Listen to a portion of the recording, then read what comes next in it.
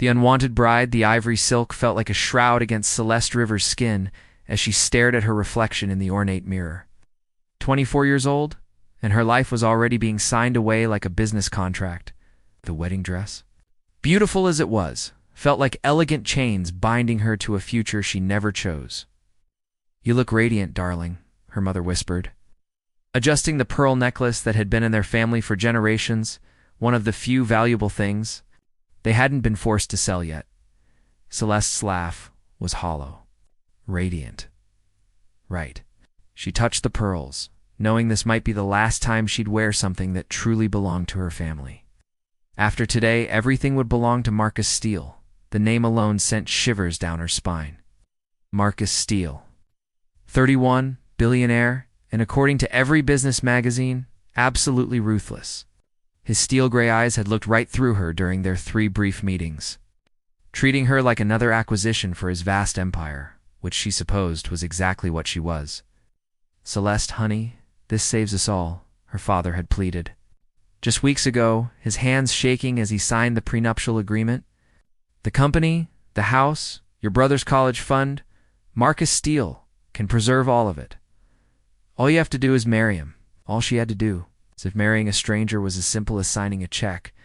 The chapel doors felt impossibly heavy. As she walked down the aisle, her father's arm trembling against hers.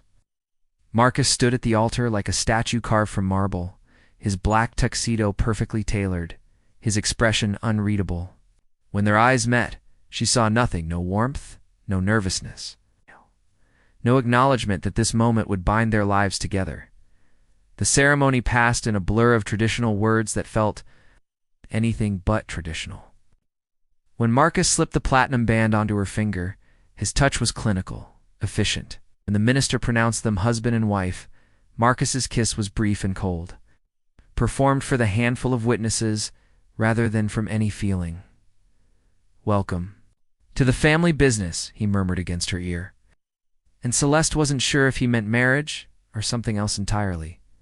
The reception was small, elegant, and suffocating. Marcus worked the room like the businessman he was, introducing her as "my wife," with the same tone he might use to discuss quarterly earnings. Celeste smiled and nodded, and felt herself disappearing a little more with each polite conversation. As the evening wore on, she found herself studying her new husband from across the room. He commanded attention effortlessly, his presence filling any space he occupied. But there was something else, a careful distance he maintained, even with his closest associates. He was performing a role rather than living his life. Limousine ride to his estate was silent, except for the soft hum of the engine. Marcus worked on his phone, occasionally taking calls in clipped professional tones. Celeste stared out the window, watching her old life disappear behind tinted glass. His mansion was exactly what she'd expected, massive, modern, and cold. All clean lines and expensive materials that spoke of wealth but not warmth. Mrs. Chen showed her to what would apparently be her room separate from Marcus's. She noted with relief Celeste felt the full weight of her new reality settling on her shoulders. She was Mrs. Marcus Steele now. The question was, who exactly was she married to? Cracks in the armor 3 weeks into her new life, Celeste had established a routine that barely intersected with her husband's. Marcus left before dawn and returned well after dinner, their conversations limited to polite exchanges about household matters. She spent her days exploring the vast estate, reading, in the library, and trying to ignore the gilded cage she found herself in. But Marcus Steele, she was beginning to realize, was full of contradictions. It started with small things. The way he always asked Mrs. Chen about her grandson's asthma treatments. How he quietly doubled the staff's holiday bonuses when he thought no one was watching. The fact that despite his reputation for ruthless business practices, none of his household employees seemed afraid of him. Quite the opposite, actually. "He's a good man," Mrs. Chen had said one afternoon while arranging fresh flowers. People don't see it. "But he takes care of those who matter to him." Celeste had wondered if she would ever be someone who mattered to him. The first real crack in his armor appeared on a Tuesday evening. Celeste had been reading in the solarium when she heard Marcus's phone ring in his study across the hall. His voice, usually controlled and measured, carried an urgency she'd never heard before. What do you mean you can't reach him? Tommy's only 15. He doesn't just disappear. A pause. No, I don't care what time it is. Send cars to all the usual places. Check the shelters, the bridge underpass, anywhere kids might go when they're scared. Celeste found herself moving closer to the doorway, her curiosity overriding her sense of privacy. Marcus was pacing, one hand running through his dark hair in obvious distress. I know his file says he's a flight risk, but that kid has been through enough. Just find him, okay? And when you do, make sure he knows he's not in trouble. The call ended, and Celeste quickly retreated to her book, but her mind was racing. Who was Tommy? And why did Marcus sound like he genuinely cared? About some runaway teenager? The next morning, Marcus appeared at breakfast looking like he hadn't slept. Dark circles shadowed his gray eyes, and his usually perfect appearance was slightly rumpled. He barely touched his coffee, checking his phone every few minutes. Is everything all right? Celeste asked, surprising herself with the question. Marcus looked up, seeming almost startled that she was there. For a moment, something vulnerable flickered across his features before his usual mask slipped back into place. Just business, he said curtly, but his phone buzzed again, and relief flooded his face as he read the message. Excuse me, I have calls to make. That evening, Celeste heard him in his study again, but this time his voice was gentle, almost fatherly. Tommy, hey buddy, you scared us there for a minute? I know you got spooked. It running away. Isn't the answer okay? We've talked about this. No, you're not going back to the group home. That's not happening. I promised you, didn't I? The conversation continued for nearly an hour, Marcus's tone patient and caring in a way that contradicted everything Celeste thought she knew about him. When it ended, she heard him make another call. Dr. Martinez, it's Marcus. Tommy's back, but I think we need to adjust his therapy schedule. Something triggered this episode. Yes, I'll cover the additional sessions. Whatever he needs. Celeste sat in the darkness of her room, pieces of a puzzle slowly forming in her mind. Marcus Steele, the cold businessman who had married her for convenience, was secretly caring for troubled youth. The realization left her more confused than ever about who her husband really was. The next few nights, she began paying closer attention. Marcus received calls at all hours, sometimes panicked, sometimes grateful. She heard names. Jenny, who was struggling in school. David, who needed medical attention. Sophia, who was aging out of the foster system. Each call revealed another layer of the man she was married to, but barely knew. One evening she found him in the garden, staring up at the stars with an expression of profound sadness. For the first time since their wedding, he looked less like a powerful businessman and more like a man carrying the weight of the world. Marcus, she called softly, turned, and for just a moment she saw him, really saw him.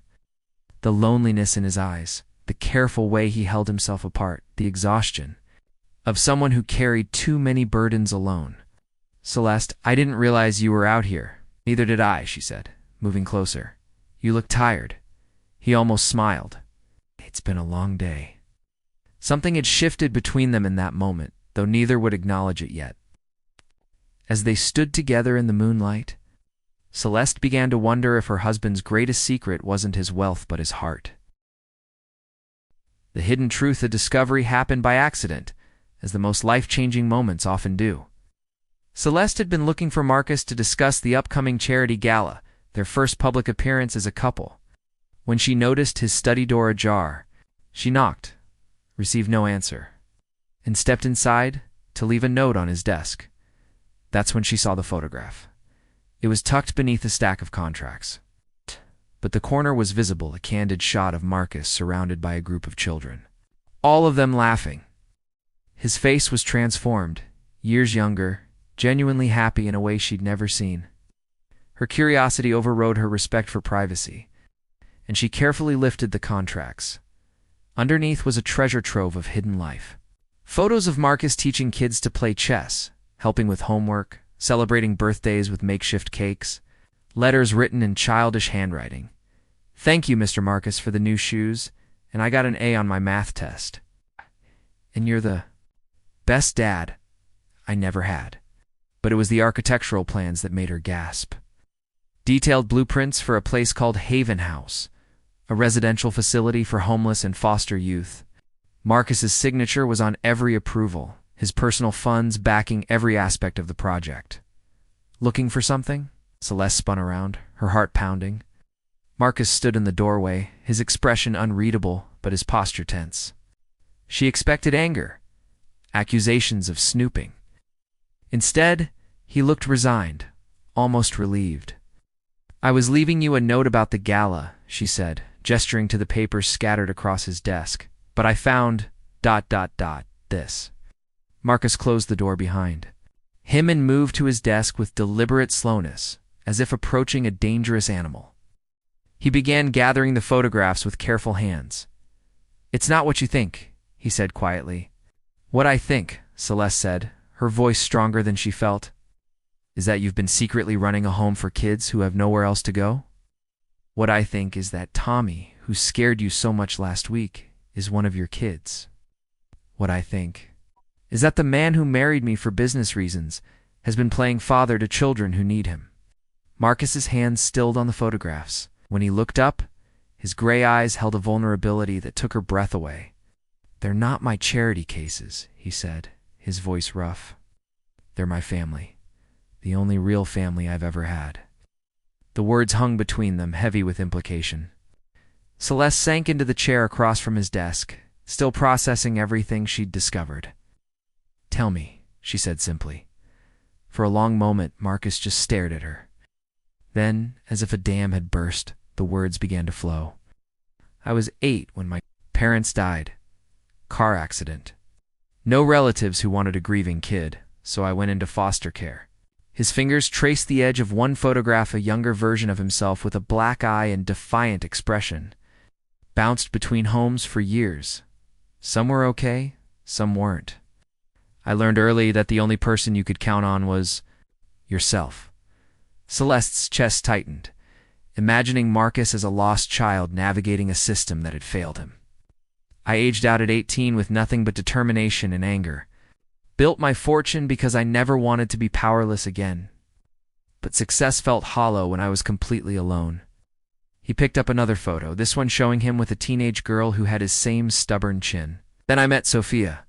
She was 17, about to age out with nowhere to go. Something about her reminded me of myself. So you helped her." "I tried to. Set her up with an apartment college fund, job training. But she needed more than money. She needed family.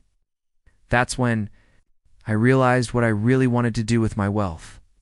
Marcus's voice grew stronger, more passionate. "I started small, helping kids who were falling through the cracks. Then I bought the first group home, then another. Now we have 5 facilities and over 100 kids who have a real chance at life."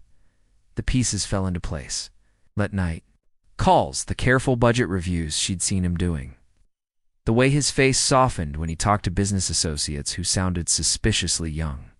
"Why keep it secret?" Celeste asked. Marcus's laugh was bitter. "'Cause Marcus Steele, ruthless businessman, gets respect. Marcus Steele, bleeding heart who cares about throwaway kids, gets taken advantage of.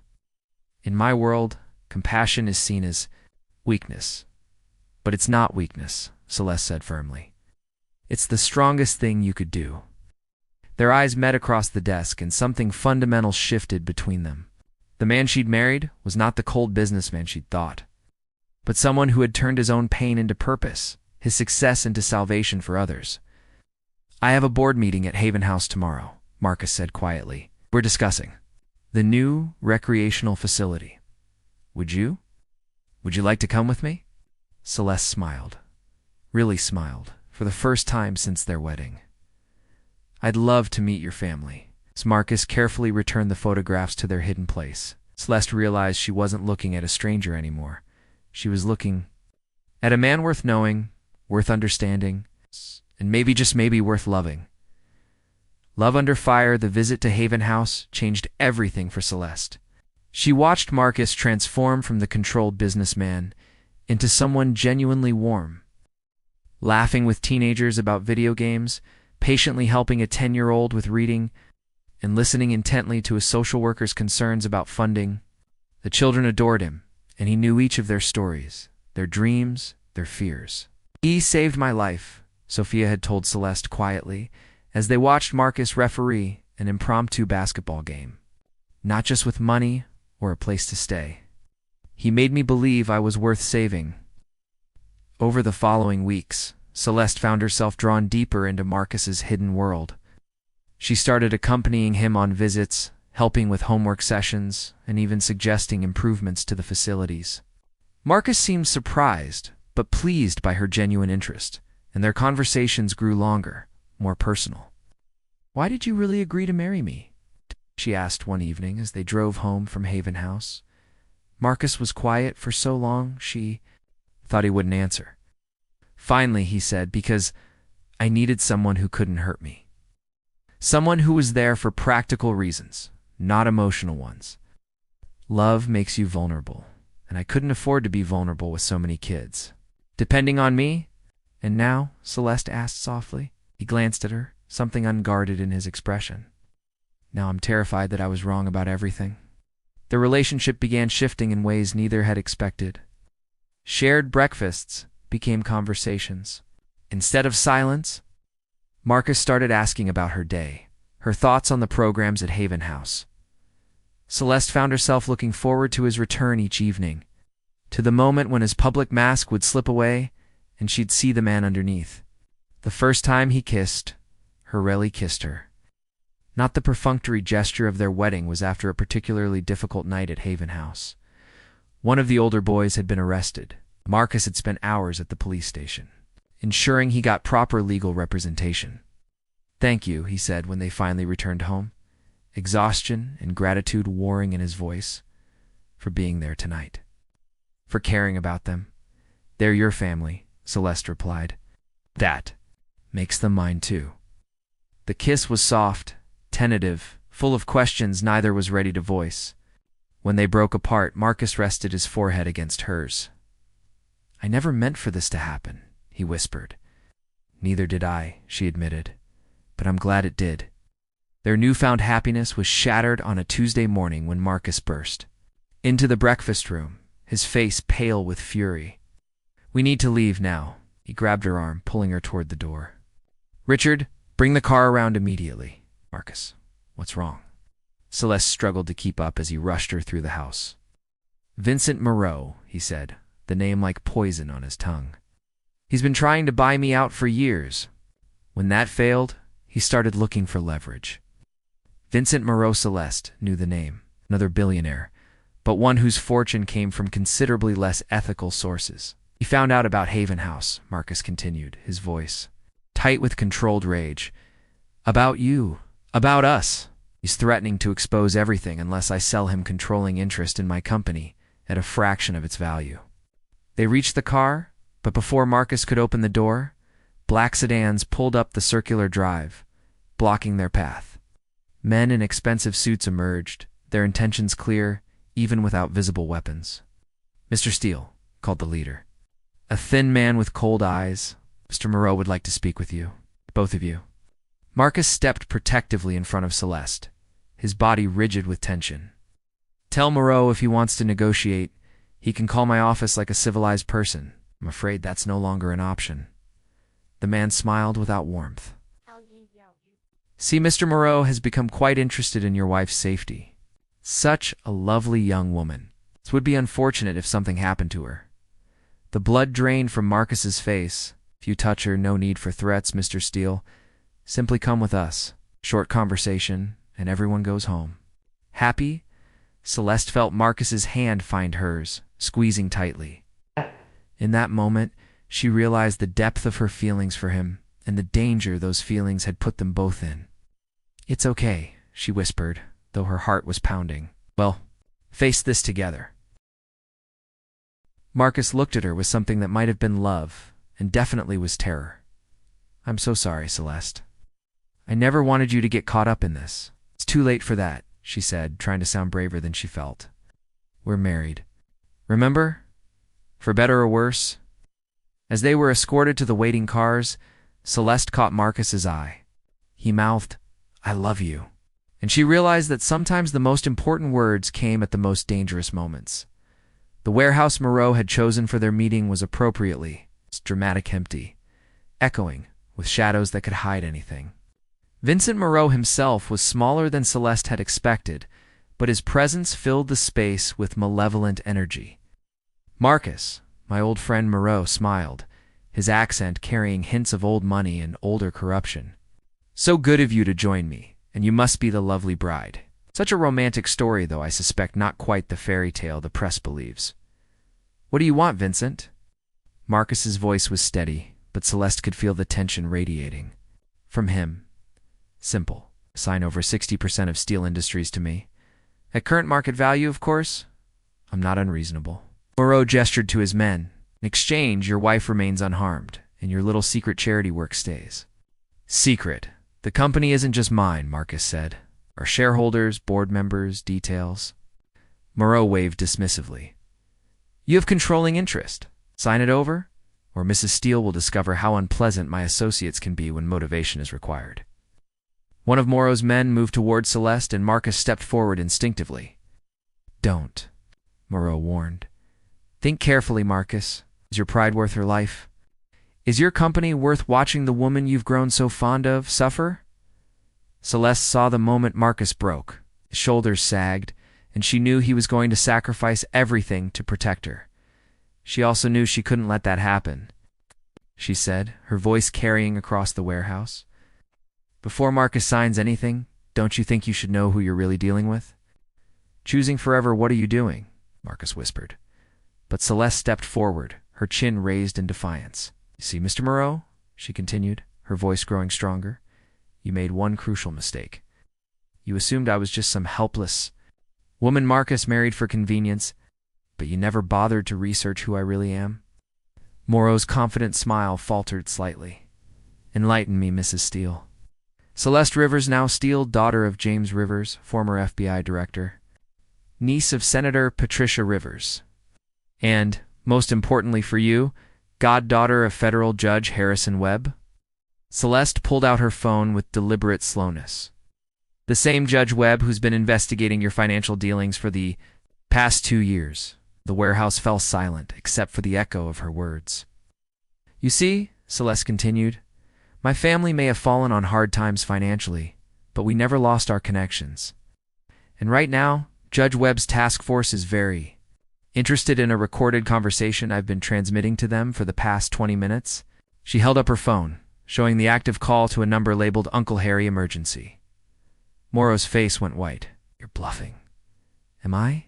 "Sign over 60% of steel industries to me," Celeste quoted in perfect mimicry of his accent. "Your wife remains unharmed. How unpleasant my associates can be when motivation is required. That's extortion, kidnapping, and conspiracy charges right there." The sound of sirens in the distance made several of Morrow's men shift, nervously. "Vincent Moreau," came a voice through Celeste's phone speaker. "Amplified enough for everyone to hear. This is Federal Judge Webb. You are under arrest. Federal agents are surrounding the building. Release Mr. and Mrs. Steele immediately." Marcus stared at Celeste in amazement as FBI agents swarmed through the warehouse doors. Moreau and his men were on the ground in handcuffs within minutes, their threats evaporating like smoke.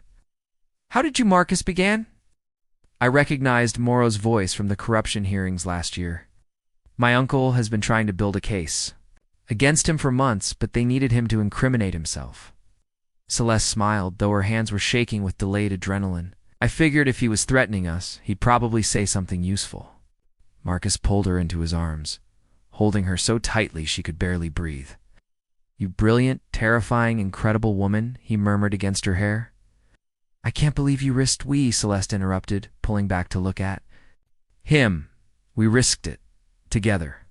That's what marriage means, isn't it? We protect each other." The weeks following Moreau's arrest were a whirlwind of legal proceedings, media attention, and unexpected revelations. The investigation into Moreau's empire exposed dozens of other victims, including several attempts to destroy other businessmen. Through similar tactics, more importantly for Marcus, the publicity forced him to acknowledge his work with Haven House publicly, He'd been terrified of the exposure, but the response was overwhelmingly positive. Donations poured in, other wealthy individuals reached out wanting to help, and several corporations offered partnerships. "You were wrong, Celeste told him one evening, as they reviewed proposals for expanding Haven House's programs, about compassion being weakness. The world needed to see who you really are." They were in his study, their study now. Celeste had moved her books and desk in beside his, working together on the foundation's future plans. "I was wrong about a lot of things," Marcus admitted, setting down his pen to look at her. "I thought I could control my feelings, keep everything compartmentalized. I thought I could marry you without falling in love with you, and now I realize I started falling in love with you the moment you asked to meet my family at Haven House. You saw the most important part of my life and wanted to be part of it." Marcus reached for her hand. "I love you, Celeste. Not because we're married, not because you saved my life, but because you're the strongest, bravest, most compassionate person I've ever known." "I love you too," she said simply. "The man who builds homes for broken children. The man who would sacrifice everything to protect someone he cares about. The man who taught me that sometimes the best things in life are the ones we never saw coming." 6 months later, they stood together in the garden of the expanded Haven House, watching children play on new equipment funded by the outpouring of support following Morrow's arrest. Sophia was there with her new baby, Marcus's first honorary grandchild. Tommy, now thriving in therapy and school, was teaching younger kids to play chess at tables Marcus had personally built. "Any regrets?" Marcus asked, wrapping his arms around Celeste from behind. She leaned back against his chest, watching their extended family of children who had found hope in the most unlikely places. "Only one," she said, tilting her head too. "Look at him. I regret that it took me so long to realize that sometimes the best love stories begin with the worst circumstances." Marcus kissed her temple, breathing in the scent of her hair. "Then we'll just have to make the rest of our story the best part." In the distance, laughter echoed through the garden as children played without fear, wailed without condition, and dreamed without limits. It was a sound that embodied everything Marcus and Celeste had built together.